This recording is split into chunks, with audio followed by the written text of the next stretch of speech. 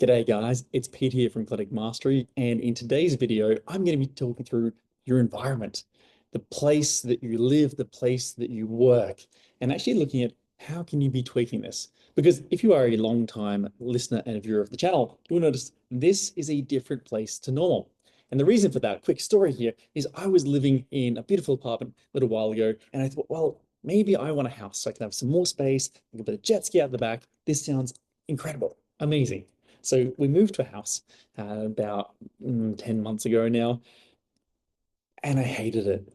I'll be honest, just did not enjoy it. The space wasn't really worth it for me. I didn't need more space.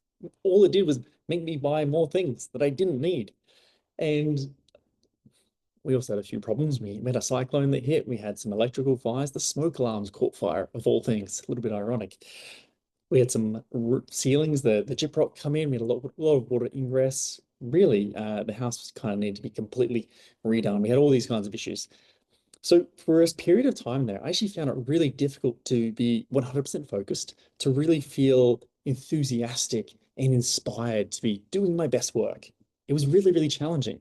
We had the air conditioner out for, gosh, months and months and months. And so you're sitting there sweating, not great light coming through. It was just really not a lovely, inspiring place to work from. And something that I noticed through that time was it really became a push for me. I had to really push hard to do the work, to get things done. It wasn't like it used to be. It wasn't where I was pulled to do it and I couldn't wait to get up and do this and that and etc. The problem I found was that my environment wasn't ideal. And it's something that I realized, and just through lived experience, that I need to make sure that the environment that I'm living and working in is something that inspires me to do better, that inspires me to do my best work. And so today, I would like us to look at your clinic and your living space and just look at what are some tweaks that you can make that are going to help you as a clinic owner to be more successful, more productive, and love what you do more, be more fulfilled. And I would say optimizing for happiness and fulfillment. Now, if you haven't already, please down the bottom, give it a little tickle, like and subscribe. It helps us to reach more people and to create a bigger impact. Now, what I would like you to do, it is Sunday that I'm creating this one for you, or you may be watching it on Sunday. You could be watching it any day, actually. What I'd like you to do, essentially here, is to go into your clinic. And I want you to walk in the front door, and I want you to take the role of a client to start with. I want you to walk in, and I want you to think about when I'm a client and I come through this door, actually take it a step back. Let's go to the parking lot.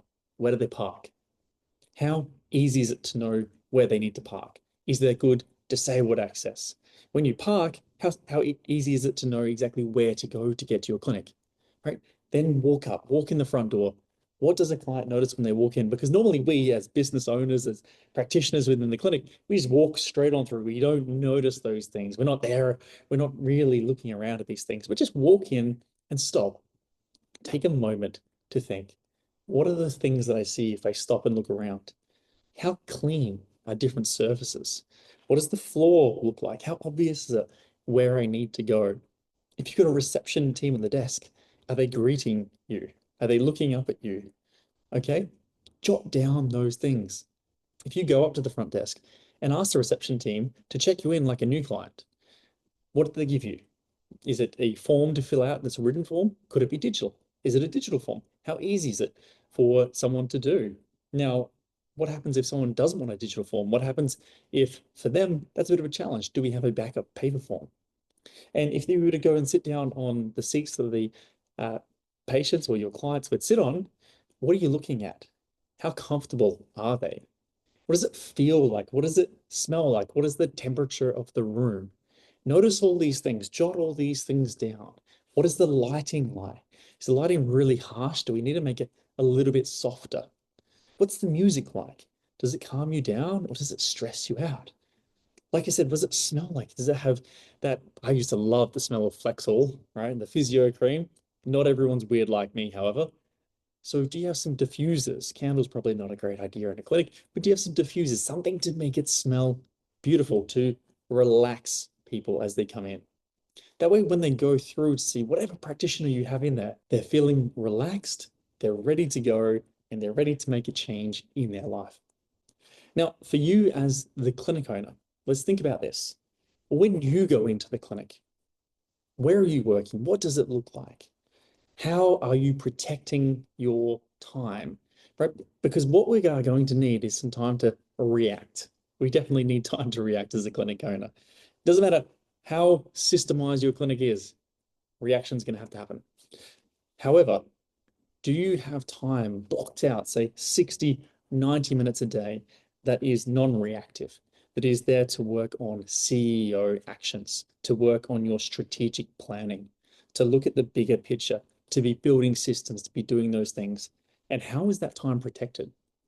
Because a lot of us will have an open door policy. And I love a good open door policy. But when you think about it, an open door policy sometimes leaves you open to too much of an open door policy. And you're constantly in and out. So if you are in the clinic, how do you protect that time? Do you have 60, 90 minutes where no one will come in, where you have your phone on airplane mode, or it's in another room, whatever it is, you've got one tab open on the laptop, you don't have 17,000 tabs open, giving yourself mental whiplash as you're going through this. The brain damage with that is crazy. And I do it all the time, and I was doing it just before, but it's something that I'm working on because I know how much more productive I am in that time. Or can you not do that there? For some people, they may find that when the temptation is there, they can't help themselves. So where could you go? Would you have an office at home? Would you have a cafe that you go to? Is there a one of those little pods you can hire?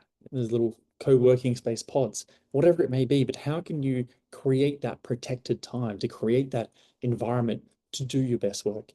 Because as a clinic owner, so many people will say, I don't have the time. And what you're really saying, I would say, for me, when I used to say this, is I was saying, I can't create the time. I can't protect the time. Because when I found that I created and that I protected that time, I still got all the other things done. I didn't miss anything. I still got everything else done. But I now had this extra 1 to 2 hours a day where I was working strategically.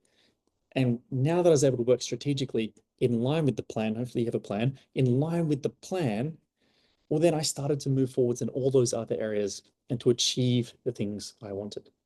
So if you've made it this far through the video, what I would love you to do is to actually go through your clinic, to do a bit of an audit, to look at all of those different things, write them all down. You'll think of many more as well. Do that and then pick one. Just pick one thing that you're going to make a concerted change in. And it could be the sound, it could be the music you're playing, it could be the chairs. That's an expensive one. It could be diffusers. It could be what it smells like. All these different things. Pick something small, pick something easy, and start there.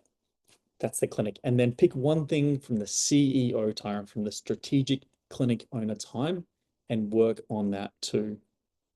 I hope this helps, my friends.